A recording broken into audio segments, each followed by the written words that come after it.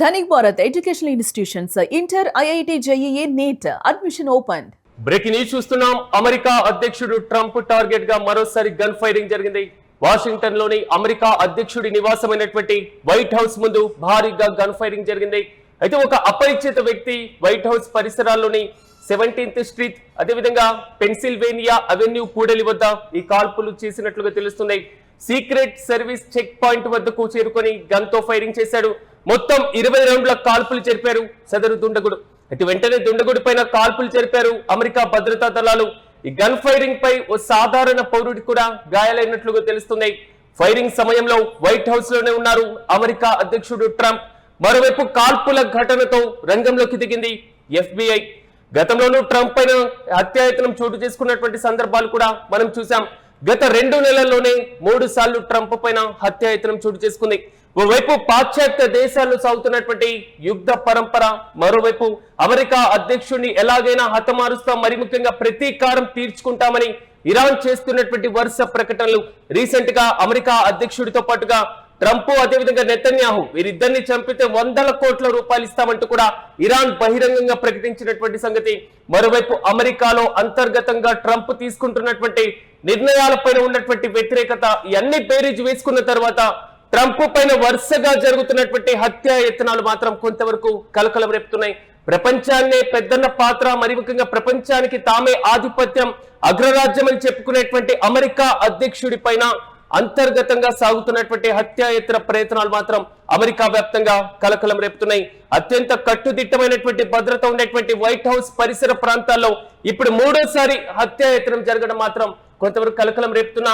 ఇప్పుడు తాజాగా చోటు చేసుకున్నటువంటి ఈ హత్యాయత్న ప్రయత్నంలో, ఈ గన్ ఫైరింగ్ లో వైట్ హౌస్ సమీపంలో చోటు చేసుకోవడం, మరి ముఖ్యంగా ఆ సమయంలో వైట్ హౌస్ లోనే ట్రంప్ ఉన్నట్లుగా తెలుస్తుంది. గతంలో కూడా ఆయన ఏదైతే ఒక పబ్లిక్ మీటింగ్ లో, మరి ముఖ్యంగా ఒక పార్టీలో ఆయన పార్టిసిపేట్ చేసినప్పుడు కూడా పూర్తి స్థాయిలో ఇదే విధంగా గన్ ఫైరింగ్ జరిగింది. అప్పుడే అమెరికా అధ్యక్షుడితో పాటుగా ఉపాధ్యక్షుడిని కూడా అక్కడి నుంచి తరలించినటువంటి పరిస్థితిని కూడా మనం చూసాం. తాజాగా ట్రంప్ కుమార్తె కూడా పూర్తి స్థాయిలో ప్రాణహాని ఉంది అని ట్రంప్ ప్రకటించినటువంటి తీరు. తన కుమారుడి వివాహానికి తాను హాజరు కాలేను, ఎందుకంటే హత్య చేస్తారు అని ట్రంప్ బహిరంగంగా మాట్లాడినటువంటి తీరు.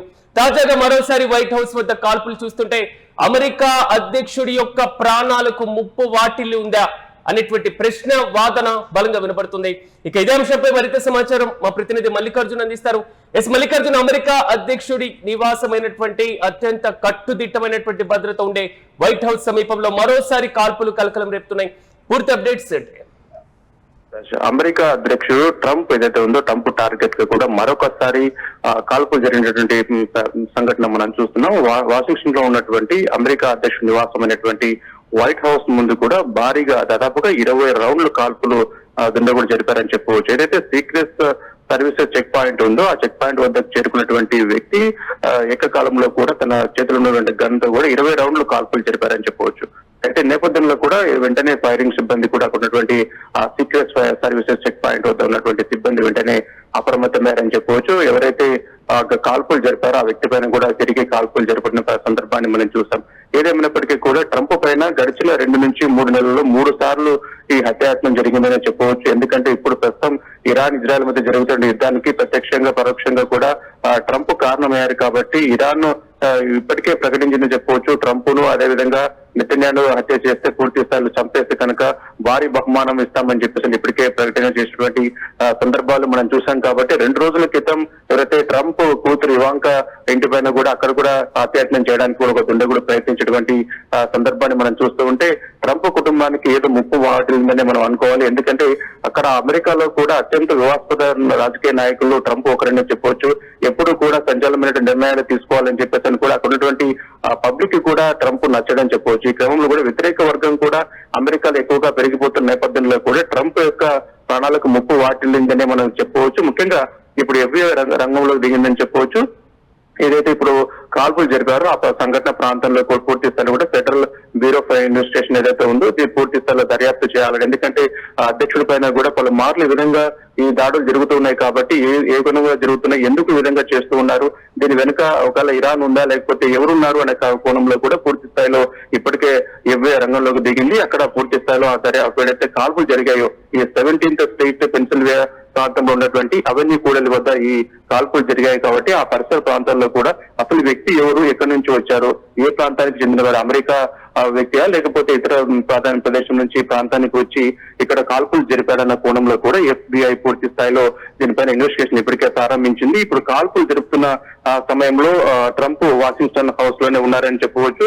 ఈ నేపథ్యంలో కూడా జరిగినటువంటి విషయాన్ని ఇలాంటి సందర్భంలోనే తాజాగా వైట్ హౌస్ పైన దాడి, నిన్న మనం మాట్లాడుకున్నాం ఇవాంకాను హత్య చేసేటువంటి ప్రయత్నం చేస్తున్నారని, మొన్న మాట్లాడుకున్నాం ట్రంప్ తన కుమారుడి వివాహానికి తాను హాజరు కాలేను ఎందుకంటే ఒకవేళ వెళ్తే చంపేస్తారు అనేటువంటిది. అంటే అమెరికా అధ్యక్షుడికి ఇంత అభద్రతా భావానికి రీచ్ అంటే వరుసగా జరుగుతున్నటువంటి ఈ ఫైరింగ్లలో కానివ్వండి, ఈ హత్యాయత్న ప్రయత్నాల్లో కానివ్వండి, అమెరికా ఎక్కడ అఫీషియల్ గా ఇరాన్ పాత్ర, అంతర్జాతీయ యుద్ధ ప్రభావాన్ని అఫీషియల్ గా చెప్పలేకపోతుంది. ఎందుకు అంటే అంతర్గతంగా ఉన్నటువంటి లేదా అంతర్గత పరమైనటువంటి అంశాలు కూడా దీనికి కారణంగా భావించవచ్చా?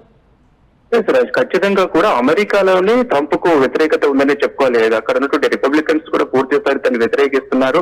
ఎప్పుడు కూడా వివాదాస్పదమైనటువంటి నిర్ణయాలు తీసుకుంటూ ఉంటారు. సోషల్ మీడియా వేదికగా కూడా రెచ్చగొట్టేటువంటి వ్యాఖ్యలు చేస్తూ ఉంటారు. కాబట్టి వివాదాస్పద నాయకుల్లో ట్రంప్ ఒకరని మనం చెప్పుకోవాలి. ఎందుకంటే స్వదేశంలోనే అతనికి వ్యతిరేకత ఉన్న మాట వాస్తవమే. కాబట్టి ఈ సందర్భంలో కూడా చాలా మంది ఇతను చేస్తున్నటువంటి యాక్టివిటీస్ కావచ్చు, ప్రజా వ్యతిరేక విధానాలు కావచ్చు, ఈ అంశాలన్నింటినీ కూడా చూసుకొని అక్కడ ఒక వ్యతిరేకత అయితే వచ్చిందని చెప్పవచ్చు.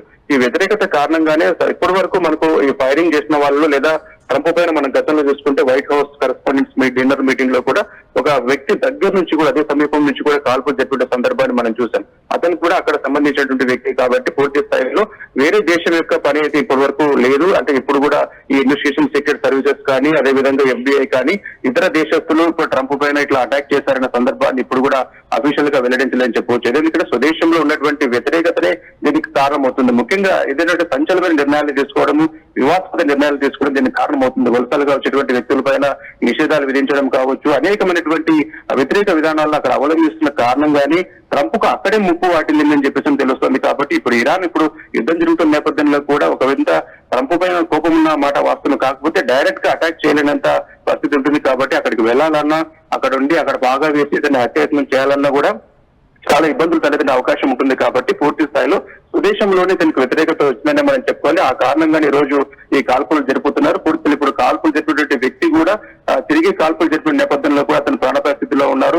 కొన్ని మీడియా సంస్థలు అతను మృతి కూడా చెందారని చెప్పి కూడా చెప్తున్నాయి. ఏది ఏమైనప్పటికీ కూడా ఈ ట్రంప్ పై వరుసగా హత్యాయత్నాలు జరుగుతున్నాయి. కాబట్టి ఒకంత భయాందోళన గురవుతున్నటువంటి పరిస్థితి మనం చూస్తున్నాం. గడిచిన 2-3 నెలల్లోనే 3 సార్లు కూడా ఈ విధంగా అత్యాచారం జరుగుతున్న నేపథ్యంలో కూడా వైట్ హౌస్ పరిసర ప్రాంతాల్లో కూడా కట్టుదిట్టమైనటువంటి భద్రత ఏర్పాటు చేస్తారు. అదేవిధంగా వైట్ హౌస్ లోకి రాకుండా పూర్తిగా లాక్ డౌన్ విధించినటువంటి సందర్భాన్ని మనం చూస్తున్నాం. కాబట్టి FBI ఇప్పటికే రంగంలోకి దిగింది. ఎందుకు ఈ కోణంలో జరుగుతున్నాయి, ఎవరు హత్య చేయడానికి ప్రయత్నం చేస్తారంటే ఆ వ్యక్తి కాల్పులు జరిపారు కాబట్టి అతను ఎక్కడి నుంచి వచ్చిన వ్యక్తి, ఎందుకు ఈ కాల్పులు జరిపారని చెప్పి వివరాలు తీసుకున్నటువంటి అవకాశం కూడా ప్రస్తుతం లేదు. కాబట్టి ఏది ఏమైనప్పటికీ కూడా ట్రంప్ యొక్క ప్రాణాలకు ముప్పు వాటిల్లిందని, ఎందుకంటే ఇప్పుడు జరుగుతున్న యుద్ధ వాతావరణం కావచ్చు, లేకపోతే స్వదేశంలో ఉన్నటువంటి ఏదైతే వ్యతిరేకత కావచ్చు, ఇవన్నీ కూడా ప్రధాన కారణాలుగా చెప్తున్నారు. పూర్తి స్థాయి ఇన్వెస్టిగేషన్ టీం ఏం చెప్పబోతుందనేది ఆసక్తిగా మారింది.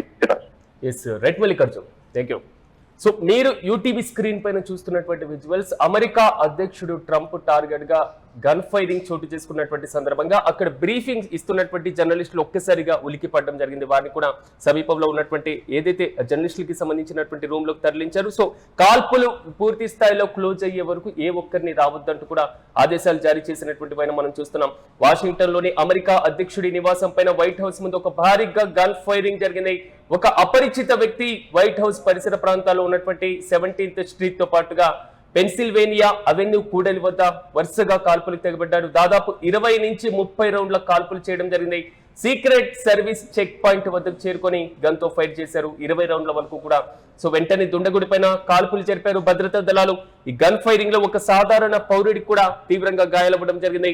ఇక ఫైరింగ్ సమయంలో వైట్ హౌస్ లోనే అమెరికా అధ్యక్షుడు ట్రంప్ ఉన్నారు. కాల్పుల ఘటనతో వెంటనే రంగంలోకి దిగింది FBI. గతంలోనూ ట్రంప్ పైన ఇదే విధంగా హత్యాయత్నం చోటు చేసుకోవడం మాత్రం కలకలం రేపుతుంది. గత 2 నెలల్లో 3 సార్లు ట్రంప్ పై హత్యాయత్నం చోటు చేసుకుంది. సో దీంతో అమెరికా అధ్యక్షుడి భద్రతతో పాటుగా వైట్ హౌస్ భద్రత పైన పూర్తి స్థాయిలో అనేక అనుమానాలు కూడా వ్యక్తమవుతున్నాయి.